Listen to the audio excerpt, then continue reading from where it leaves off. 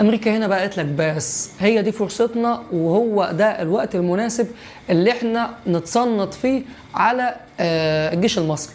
يعني ده المره دي طالبين مننا اجهزه سريه، يعني خطوط سريه هتتعمل في الجيش المصري.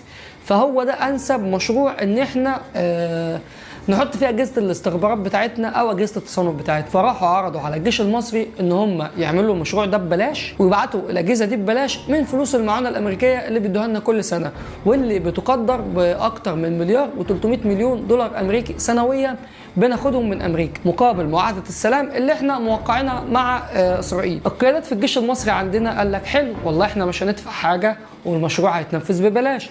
بس طبعا دي ناس يعني قادة جيزة الجيش المصري وقادة يعني في جهاز مخابرات زي المخابرات المصرية قالوا لك ايه، بس برضه الموضوع فيه ان ما هي الحدايه ما بتحدفش كتاكيت. ادام امريكا جت وقالت لك انا اللي هعمل لك المشروع ده يبقى الموضوع فيه ان. وفعلا جه توجيه من القياده العليا لسلاح الاشاره ان هم ياخدوا الاجهزه اللي هتبعتها امريكا دي ويفصصوها حته حته، يقعدوا كده يفكوها ويبصوا عليها من جوه ويحللوها سلك سلك وزرار زرار. وهنا اكتشفوا الكارثه، النظام طلع كله مليان اجهزه تصنت ومحطوط اصلا للتجسس. يعني هو الجهاز ده معمول او الاجهزه دي معموله اصلا للتنصت على مصر وعلى قاده الجيش، والجهاز